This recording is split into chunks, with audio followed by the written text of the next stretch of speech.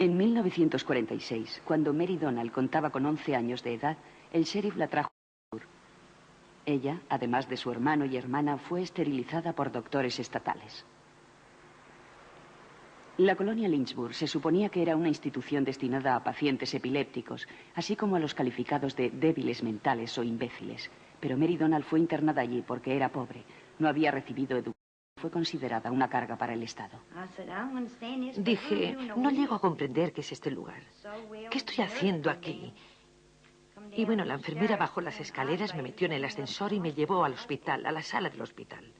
Lo primero que hicieron allí fue meterme en una bañera donde me asearon y todo eso. Yo ya era mayorcita para bañarme por mí misma, pero aún así lo hicieron por mí, ¿me entiende? Después de permanecer allí durante un rato, el doctor Ramsay, ese era su nombre, me examinó para ver si sabe lo que quiero decir. Bueno, le recuerdo muy bien. Tuve pasado un tiempo en el hospital, me bajaron a las salas, concretamente a la sala 5. Esa fue la primera vez que estuve en una sala de hospital. Yo era una cría de unos 10 años. Nadie le dijo a Mary por qué había sido llevada a la colonia Lynchburg. Cuando ella llegó, se encontraba confusa y asustada. Ella se vio rodeada por otros 1.700 internos, algunos de los cuales eran epilépticos, retrasados o mutilados. Sin embargo, la gran mayoría habían sido trasladados allí bajo el falso diagnóstico de debilidad mental. Una frase cajón desastre en la que se incluyó a todos los blancos que carecían de educación del estado de Virginia, a los que el Estado consideraba socialmente inadecuados. Lynchburg se había convertido en un lugar de retiro para toda esta gente. Como miles serían esterilizados.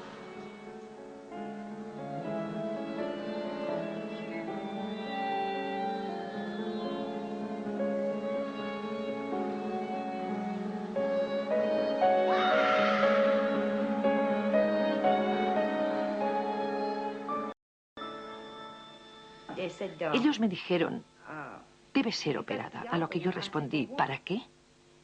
Y ellos me contestaron, es por su propia salud. Ellos no me contaron nada.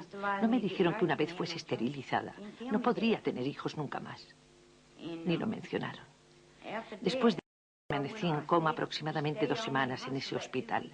Me esterilizaron cuando tenía 11 años de edad y casi me pierden. Lo único que recuerdo es a una enfermera que dijo, bueno, que viva o no, ahora depende solo de Dios.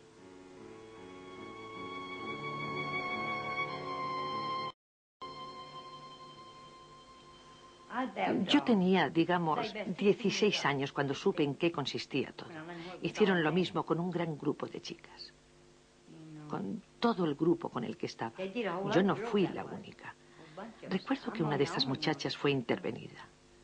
Bueno, se lo voy a contar de todas formas. Ella estaba embarazada y ni tan siquiera se tomaron la molestia de examinarla para ver si estaba en estado o no. Ellos prosiguieron con su operación. No voy a citar ningún nombre, pero ellos la operaron y mataron al bebé que llevaba en su interior. Acabaron de aquel bebé y ni tan siquiera sabían que se encontraba en estado de gestación.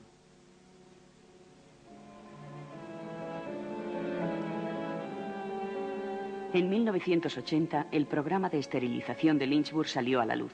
El Richmond Times-Dispatch fue el primero en informar de que 4.000 jóvenes habían sido esterilizados. Posteriores investigaciones demostraron que había 7.500 víctimas. El recuento final ascendía a 8.300.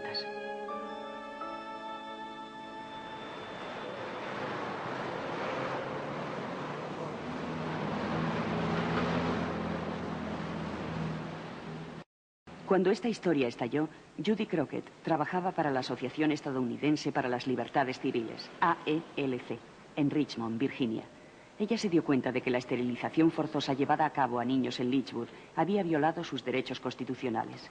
La AELC se preparó para demandar al Estado de Virginia en reparación de las víctimas. El Estado se sintió tremendamente avergonzado al ver que este programa salía a la luz pública. La publicidad fue masiva. Estaba por todas partes. Virginia está muy orgullosa de su historia y este era un episodio del que nadie podía sentirse así. Por lo tanto, el Estado quería que la situación se sosegase lo más rápidamente posible. Pero nosotros, por supuesto, queríamos lo contrario. Queríamos que siguiese adelante hasta que se aclarasen los hechos. Queríamos que la justicia lo solucionase y, de este modo, asegurarnos de que no volvería a ocurrir de nuevo. La mejor forma de hacerlo era presentarlo como algo vergonzoso, de lo que debía tener conocimiento el mayor número posible de ciudadanos y que realmente se comprendiese lo que había ocurrido. Después de que Lynchburg abriese sus puertas en 1910, miles de blancos pobres de las zonas rurales de Virginia fueron traídos a la fuerza a la colonia. Muchos de ellos provenían de pequeñas comunidades asentadas en la zona montañosa conocida como Blue Ridge. Entre ellos había muchachos y muchachas que procedían de hogares destrozados, huérfanos, así como familias enteras. El primer superintendente de la colonia fue el doctor Albert Priddy, cuyo cometido consistía en esterilizar a los internos. En 1924, el doctor Priddy necesitaba una nueva ley sobre esterilización que fuera aprobada por el Tribunal Supremo de los Estados Unidos. El eminente biólogo doctor Harry Laughlin ya había preparado el borrador de una ley modelo. Esta exigía la esterilización obligatoria de aquellos que fueran ciegos, sordos, deformes, alcohólicos, adictos, tuberculosos, sifilíticos o leprosos. También incluía a los criminales y a los débiles de mente, así como a los pobres y a las personas sin domicilio fijo.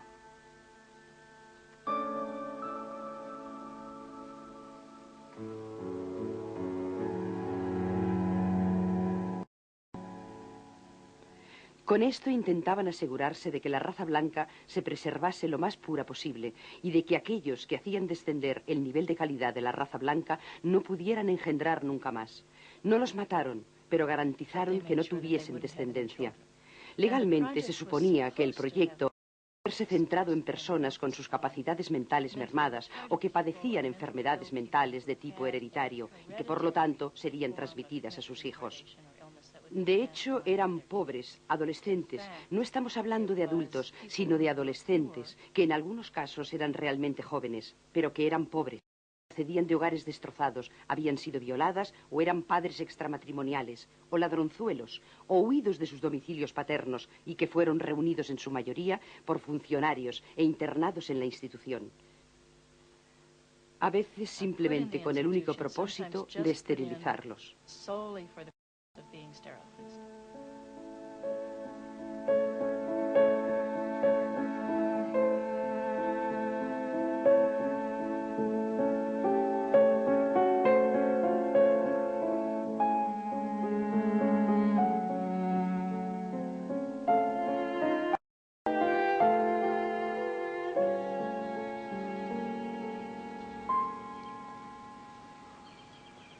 El doctor Paul Lombardo ha pasado 13 años investigando la historia del programa de esterilización Lynchburg.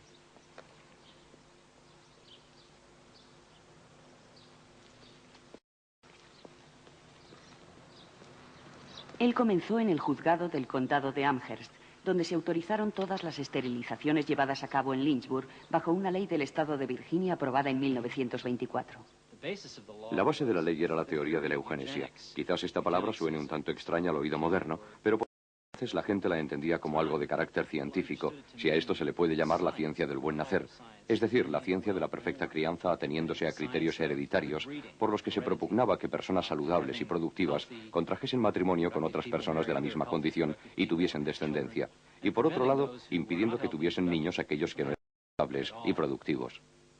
El término eugenesia fue acuñado por el científico británico Sir Francis Galton en 1883.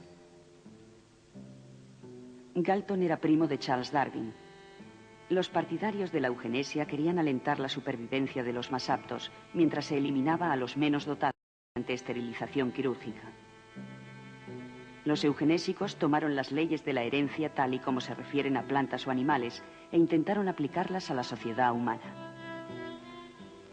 Las capacidades mentales, así como los caracteres físicos, son hereditarios. El árbol genealógico muestra cómo talentos concretos aparecen en sucesivas generaciones. La debilidad mental, así como muchas otras cualidades indeseables, son también hereditarias.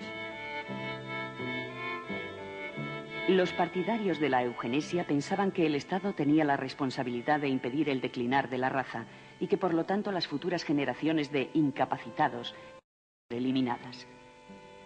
Reformistas sociales, tanto de izquierdas como de derechas, se dejaron seducir por la idea de la esterilización eugenésica. Escritores como H.G. Wells y George Bernard Shaw y políticos como Winston Churchill creían que la esterilización eugenésica mejoraría el vigor nacional y ahorraría millones en asistencia social, prisiones y hospitales.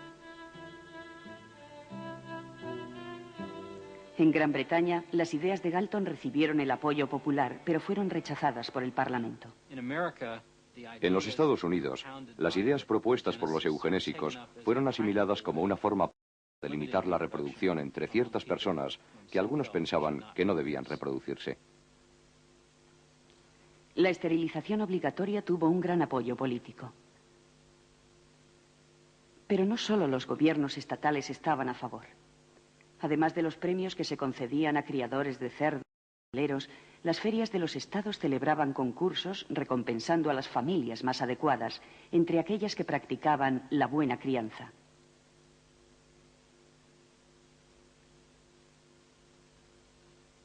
La eugenesia se convirtió en una palabra cotidiana. Hollywood respondió realizando películas sobre la materia. Sit down. I want to talk to you. I'm Miss White of the Welfare Association. You're 17, aren't you, Alice? Yes. But what have you done with my folks? It was necessary to present your family's case to the State Medical Commission. And after an examination, they decided there was but one important action to take. To have your entire family sterilized. Why, what's that? I don't know what you're talking about. Well, we investigated your family's history, Alice. And those of the past 3 generations have been feeble-minded, congenital cripples, or habitual drunkards. Instead of improving, each generation is more of a problem. Now, in this state, we have a law which provides for such people to have an operation so there won't be any more children. I see. You can go back to your job soon. I'll arrange for you. But I'm keeping my job. I'm not going anywhere. Now, you're going to the hospital, too, Alice. And you mean they're going to stop me from having children ever? Exactly. I'm all right, I tell you. I won't go to any hospital. Durante la década del siglo XX, varios estados experimentaron con leyes que permitían la esterilización sexual específica de internos o residentes de instituciones estatales. Pero si hablamos en términos generales, se mostraron muy reacios a usar esas leyes de una forma indiscriminada. Algunos estados abolieron las leyes anticonstitucionales, ya que violaban las libertades fundamentales. Otras simplemente no se utilizaron debido a que los agentes estatales sentían cierto temor por intentar algo con tintes tan radicales. No fue hasta 1927, durante el histórico caso que enfrentaba a Buck contra Bell, y que fue escuchado en este juzgado, cuando los estados empezaron a sentirse a gusto con la idea de emplear una esterilización masiva. El caso de Buck contra Bell fue la primera ocasión en que el Tribunal Supremo de los Estados Unidos estableció la constitucionalidad de la esterilización sexual a personas que podían tener hijos considerados socialmente inadecuados en términos legales.